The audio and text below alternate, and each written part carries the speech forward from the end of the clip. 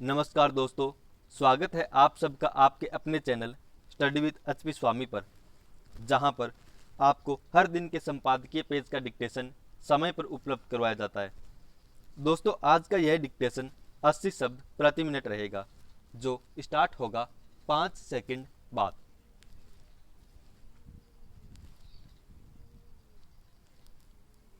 Start. आखिरकार corona संक्रमण से जंग में टीकाकरण के पहले चरण के लिए टीके की पहली खेप प्रमुख वितरण केंद्रों तक पहुंच गई। 2 दिन बाद टीकाकरण शुरू होना है। पहले चरण में स्वास्थ्य कर्मियों और अगली धार में काम करने वाले लोगों को टीका लगाया जाएगा। इसे लगाने को लेकर पहले से सारी तैयारियां की जा चुकी हैं। टीकाकरण केंद्र भी तैयार हैं। केंद्र सरकार पहले ही घोषणा कर चुकी है कि वह 30 करोड़ टीके खरीदेगी और उनका मुफ्त वितरण करेगी। दिल्ली सरकार ने भी कहा है कि वह अपने नागरिकों को मुफ्त टीके लगवाएगी। अच्छी बात है कि इस दौरान कोरोना संक्रमण की रफ्तार काफ़ी धीमी पड़ गई है। इस तरह टीकाकरण संबंधी आगे की चुनौतियों से पार पाना कठिन नहीं होगा। यह भारत जैसी विशाल आबादी वाले देश में अब तक का सबसे बड़ा टीकाकरण अभियान होगा। पहले तो टीके की उपलब्धता, सभी जगह उसकी पहुंच और उसके उचित रखरखाव आदि को लेकर आशंकाएं जताई जा रही थी, पर इन सारे पहलुओं की पहले से रूपरेखा तैयार कर ली गई है। पहले चरण के टीकाकरण से इस दिशा में आने वाली अन्य कठिनाइयों से पार पाने का रास्ता भी निकल आएगा। यह दुनिया का सबसे बड़ा टीकाकरण अभियान होगा, इसलिए इसे चुनौतियों से परे नहीं माना जा सकता। पर भारत के लिए टीकाकरण का यह नया अनुभव नहीं है। यहाँ के चिकित्सा कर्मियों के लिए खतरा डिप्थीरिया, पोलियो आदि के देशव्यापी टीकाकरण का लंबा अनुभव है। बेशक यह टीकाकरण उन सारे टीकों से कुछ अलग तरह का और इसमें विशेष एहतियात की ज़रूरत है, मगर इसे लेकर देशव्यापी तैयारियां आश्वस्त करती हैं कि मुश्किलें बहुत नहीं आएंगी।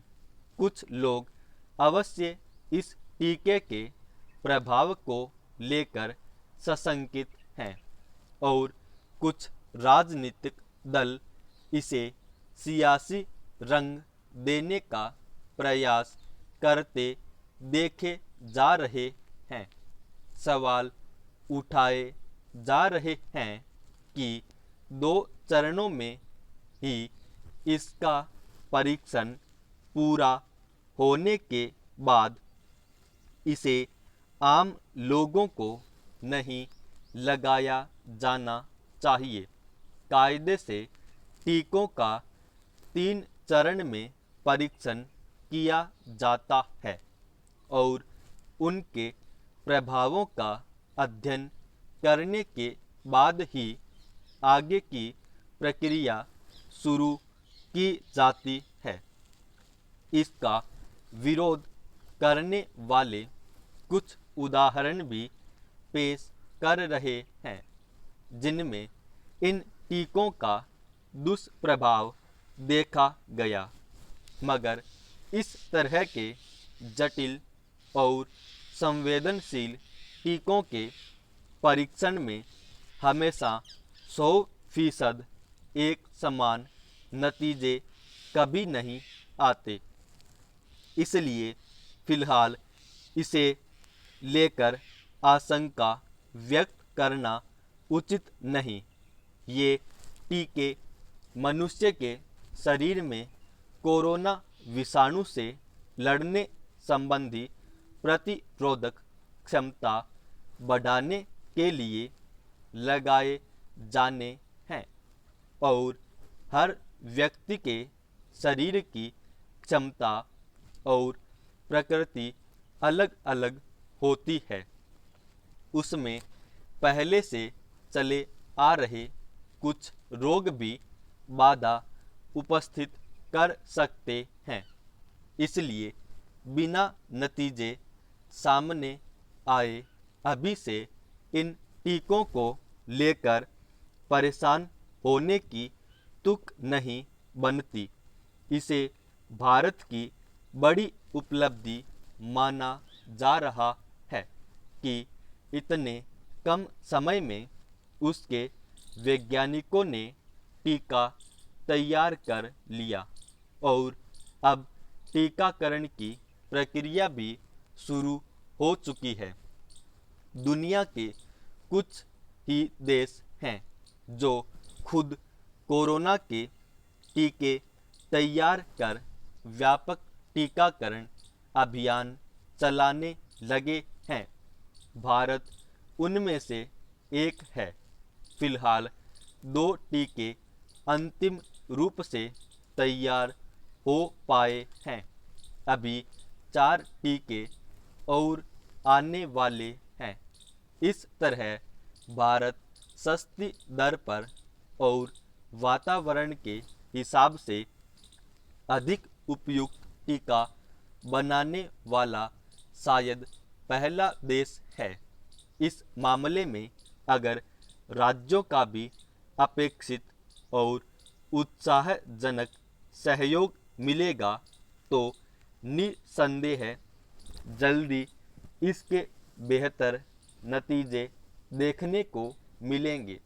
बिहार में अपराधों के मामले में पिछले कुछ समय से लगातार जिस तरह के हालात बने हुए हैं, उससे साफ लग रहा है कि वहाँ कानून व्यवस्था के मोर्चे पर सरकार और प्रशासन एक तरह की लाचारगी की हालत में है और अपराधियों के मनोबल बढ़े हुए हैं। अंदाजा इससे लगाया जा सकता है कि हत्या और बलात्कार जैसे गंभीर अपराध अब एक बार फिर राज्य की छवि बनते जा रहे हैं और सरकार केवल सख्त कार्रवाई का आश्वासन जारी कर अपना कर्तव्य पूरा मान लेती है, जबकि राज्य को सुशासन देने के भरोसे पर ही मौजूदा गठबंधन ने जनता से समर्थन हासिल किया था। मगर आज तस्वीर चिंताजनक दिख रही है।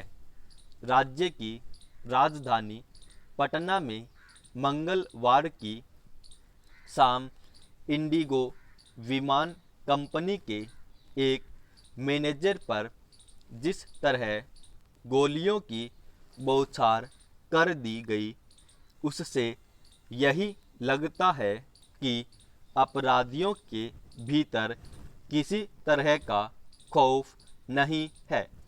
हत्या को अंजाम देकर अपराधी सरेआम गोलियां चलाते हुए आराम से फरार हो गए।